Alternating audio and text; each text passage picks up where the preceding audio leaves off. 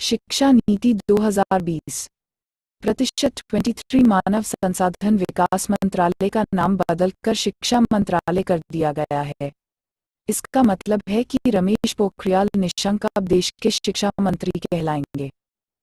GDP का 6% शिक्षा में लगाने का लक्ष्य जो अभी 4.43% है। 23 छठी क्लास से वोकेशनल कोर्स शुरू किए जाएंगे।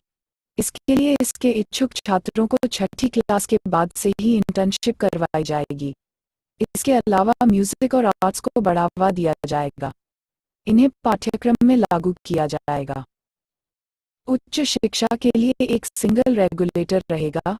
लॉ और मेडिकल एजुकेशन को छोड़कर, यानी अब यूजीसी और एआईसीटीई समाप्त कर दिए जाएंगे और पूरे उच्च शिक्षा के लिए एक national higher education regulatory authority का गठन किया जाएगा। उच्च शिक्षा में 2035 तक 50% जैन ग्रोस एनरोलमेंट रेशियो पहुंचाने का लक्ष्य है। उच्च शिक्षा में कई बदलाव किए गए हैं। जो छात्र रिसर्च करना चाहते हैं उनके लिए 4 साल का डिग्री प्रोग्राम होगा। जो लोग नौकरी में जाना चाहते हैं वो 3 साल का ही डिग्री प्रोग्राम करेंगे। लेकिन जो रिसर्च में जाना चाहते हैं वो 1 साल के एमए मास्टर के साथ 4 साल के डिग्री प्रोग्राम के बाद सीधे पीएचडी कर सकते हैं। उन्हें एमफिल की ज़रूरत नहीं होगी। शोध करने के लिए नेशनल रिसर्च फाउंडेशन (एनआरएफ) की स्थापना की जाएगी। एनआरएफ का मुख्य उद्देश्य विश्वविद्यालयों के माध्यम से शोध की संस्कृति को सक्षम बनाना होगा। एनआरएफ स्वतंत्र रूप से सरकार द्वारा एक बोर्ड ऑफ गवर्नर्स द्वारा शासित होगा। 2 ही पाठ्यक्रम क्षेत्रीय भाषाओं में विकसित किए जाएंगे। वर्चुअल लैब विकसित की जा रही है और एक राष्ट्रीय शैक्षिकी टेक्नोलॉजी फोरम (NETRY) बनाया जा रहा है। 2 उच्च शिक्षा संस्थानों को फीस चार्ज करने के मामले में और पारदर्शिता लानी होगी। शिक्षा नीति 2020 अब कक्षा 6 से 8 के दौरान ही छात्र को 8 होम ट्यूटर कॉर्डियलिंग के साथ साथ इंटर्नशिप भी कराई जाएगी। मतलब यदि किसी छात्र की पेंटिंग में रुचि है अथवा सॉफ्टवेयर के क्षेत्र में उसकी रुचि है तो वह छात्र पढ़ाई के साथ साथ किसी पेंटर अथवा कंप्यूटर सॉफ्टवेयर इंजीनियर के साथ इंटर्नशिप करके उस दिशा में अपना करियर शुरू कर सकेगा।